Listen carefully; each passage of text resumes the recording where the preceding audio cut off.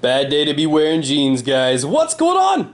So, first things first, I want to kind of get down into this video, show you guys a little bit about my gun collection. But before I get into that, I want to remind you guys, if there are any that stand out, be sure to remember their names, leave a comment down below, and let me know what your top 3 favorite are, because I'd like to prioritize them.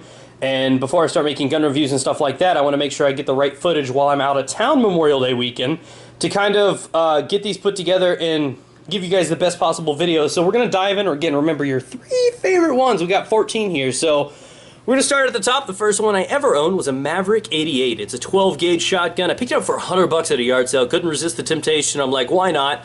I'm a big collector. I mean, I've always been a fan of it. I started collecting guns about 3 years ago. I didn't actually start shooting and dealing with it at that aspect until about 1.5 years, 2 years ago. I had this natural fear / respect for these. And I think that's a natural thing to feel about it. I feel like you should always appreciate something and respect something that can take another man's life. So it took me a long while to get the balls and courage to actually start experiencing these things, and I actually liked taking it at my own pace, so never feel pressure to deal with these. Next up, we have the Remington 597. It's a 22. I picked it up pretty cheap from a lady that picked it up to kill squirrels in her backyard.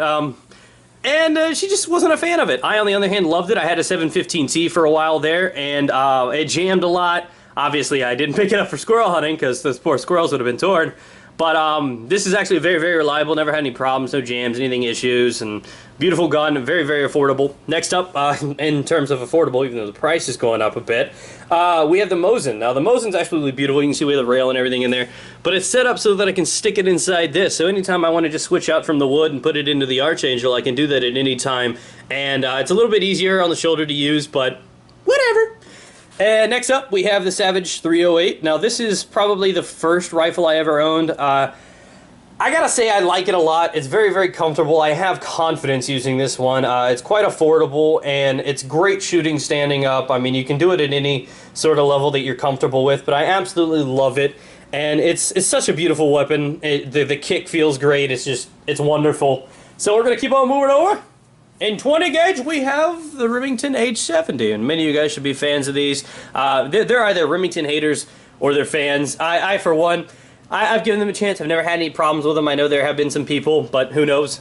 Moving down in the list that may have a cloud of negativity surrounding it, we have the Century Arms Wasr 10. Now this thing it's a beautiful weapon. I know they have had a bad rap. They're trying to get their name out of the gutter, and this gun is great. I've fired about 800 rounds, maybe 1,000 through it by now, and just never had a problem, never had a jam, never had any issues whatsoever. It is easy to take down and clean. It's a beautiful gun. So, I don't know. I never knew what all the negativity was about, but hey, I could have just been a little lucky ones. Next up, we have the Kel-Tec Ksg with a little grip on the front. Now this thing, as you could tell, in just size comparison to everything else, it's a little guy, isn't it? Yeah, he's a little stocky and short, and it's a lot of power for such a small gun.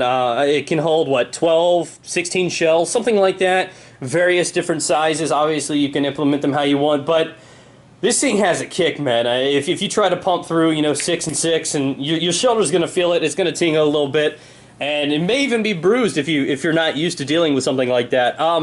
Next up, and last but not least on this, is the, oh, I love this thing, the Beretta CX4 Storm. It's a carbine. This thing is absolutely beautiful. I can rotate it around. I picked this thing up because my wife is actually left-handed.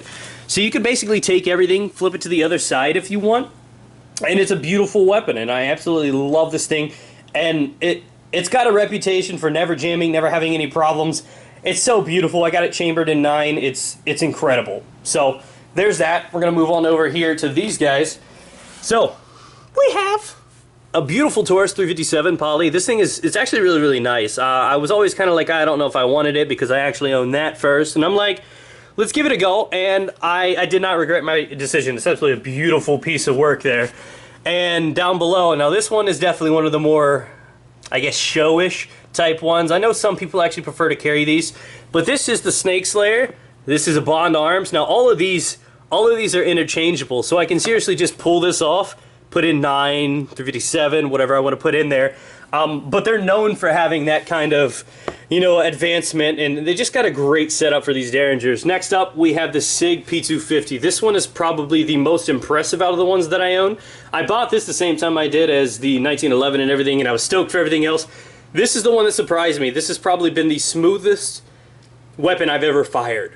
It's such a beautiful thing. Everything about this gun is amazing. The one thing that scared me away from this gun is, and this is a big factor when coming down to purchasing a weapon, especially when you plan to carry, is the grip. The grip felt a little bit thicker than I wanted to, and you know, I just wasn't a big fan of it. But after shooting this thing, I've just never felt a gun shoot so smooth. So there's that, surprisingly.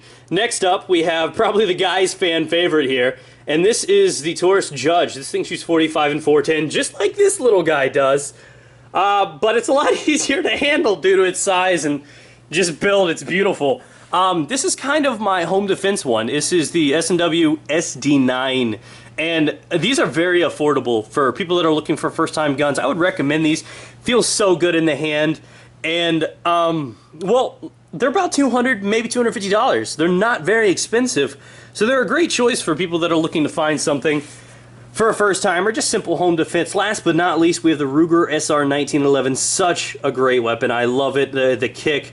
Everything about this thing is smooth, except for taking it down. That spring inside can take out an eye, but it's such a beautiful weapon. So that is what we have. I want to remind you guys to leave a comment down below your 3 favorite, and we'll go through the list one last time for those. We have the Maverick 88, Remington 597, the Mosin, Savage 308, Remington 870, Wasr, Kel-Tec Ksg, Beretta CX4 Storm.